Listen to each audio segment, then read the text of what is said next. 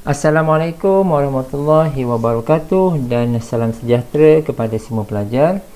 Kali ini kita akan membincangkan pula, kita masih lagi berada dalam inverse Laplace transform. Kita nak melihat beberapa properties bagi inverse Laplace transform. Jadi mainly kita nak bincang mengenai operasi yang berlaku dalam inverse Laplace ini.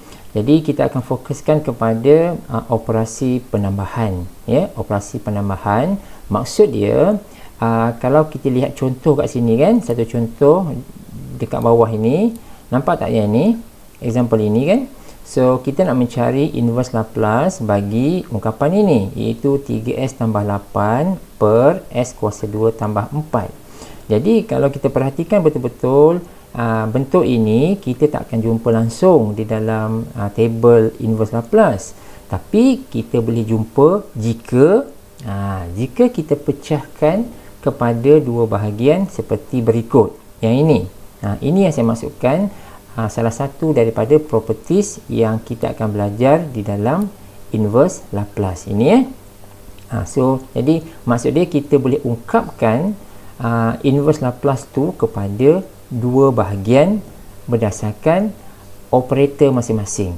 Di sini contohnya ini adalah tambah kan, tambah, maka operator dia adalah ini tambah yang ini, so dia akan jadi 2. So macam ni lah so macam ni ini adalah lanjutan daripada perbincangan awal kita mengenai inverse Laplace. So kita dah kita naik satu level lagi, di mana dalam keadaan yang macam ini memang kita langsung takkan jumpa bentuk ini di dalam inverse Laplace punya table, tapi kita akan jumpa macam saya sebutkan tadi, kita akan jumpa jika kita pecahkan, kita guna properties dia.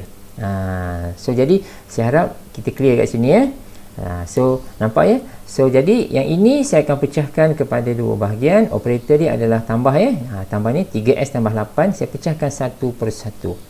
So 3s per s kuasa 2 tambah 4 tambah 8 per s kuasa 2 tambah 4.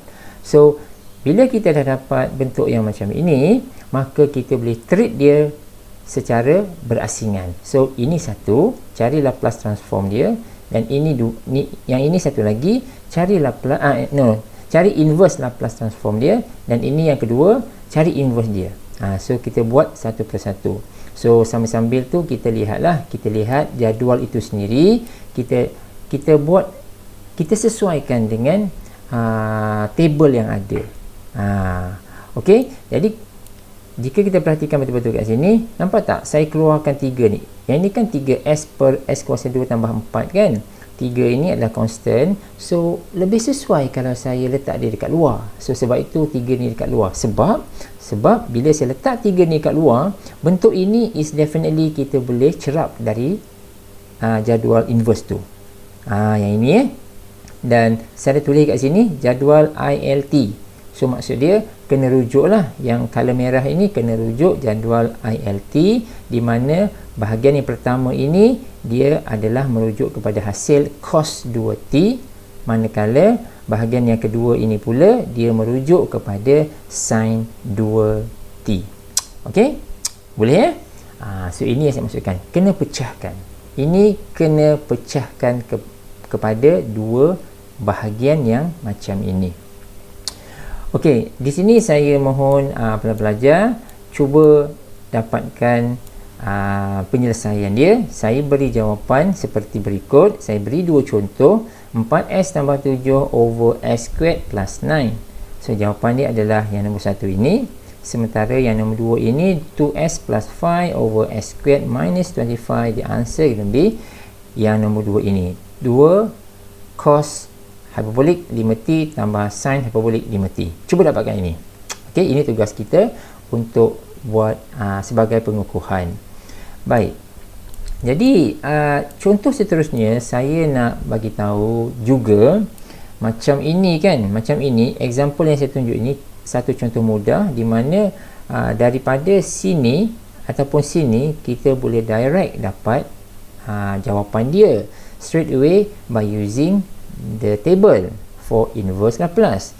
Tapi seperti yang saya pernah sebut sebelum ini, kadang-kadang bentuk ini kita kena modify. Ingat tak? Istilah modify tu kan, kita kena modify supaya bentuk ini ada kita jumpa dalam jadual. So jadi saya tunjukkan satu contoh kat sini apa yang saya terangkan tadi tu. Cuba kita perhatikan contoh ini. Kita bermula dengan ungkapan ini, ya, 3S tambah 5 over 16S kuasa 2 tolak 9. Ya, dari sini kita akan menggunakan linear properties tu, dan di mana kita boleh pecahkan kepada dua bahagian. So dia menjadi yang ini. Okey, dia jadi yang ini. So from here kita akan treat dia satu persatu. So kita akan dapatkan inverse untuk yang ini dan inverse untuk yang ini. Tetapi langit tidak selalu cerah, kadang-kadang mudah, kadang-kadang susah. Ya, jadi cuba kita perhatikan jawapan saya ni. Saya buat apa sekarang ni? Saya akan keluarkan 16 ni. Ini 16 ni saya kena keluarkan. Sebab kalau saya tengok daripada yang mula-mula ini, memang saya tidak akan jumpa bentuk ini di dalam table. Saya kena keluarkan. So jadi saya factorkan lah. Saya keluarkan 16 ni kan, saya factorkan dia. Sama juga yang ini pun saya keluarkan 16 ni. Dan nanti 3 dengan 16 ni saya perlu keluarkan daripada Laplace inverse tu. Saya keluarkan lah sebab dia adalah constant kan. Saya keluarkan dia supaya akhirnya bentuk yang kita dapat, iaitu yang ini, yang warna merah ini, inilah bentuk yang ada kita jumpa di dalam jadual inverse. Yang ini sama juga kesnya dengan ini. Ini ya, 5/16 ini saya akan keluarkan. Inilah ya, saya dah keluarkan kat sini. So yang tinggal apa? Yang tinggal adalah yang ini. Ini memang ada di dalam jadual inverse tersebut. Okey, so kita kena take note lah ya. Yang pertama sekali, dia dah bermula daripada pangkal lagi. Soalan ini kena beware, kena pecahkan dulu guna linear properties. Ya, hasil tambah lah sebab sini tambah kan. So lepas kita guna linear properties, now our job is to determine the inverse. Unfortunately, kita tak boleh straight away tanpa membuat sebarang modification. Dan kita kena buat. Kita susun semula elok-elok, susun semula elok-elok, dan kita keluarkan yang mana-mana tak perlu tu, dan akhirnya bentuk yang last tu kita mesti boleh identify from the jadual inverse tu lah. Dan finally kita akan dapat jawapan seperti berikut. Ok, so saya tinggalkan juga dua contoh soalan dekat sini yang boleh kita cuba. S plus 3 over 4S squared plus 9, dan yang nombor 2 ini, dan saya tinggalkan jawapan sebagai rujukan kepada semua pelajar. Hope saya berharap yang kita dapat cuba, dan please siapkan solution dia, dan please ensure the answer is kita dapat jawapan seperti yang saya tunjukkan ini.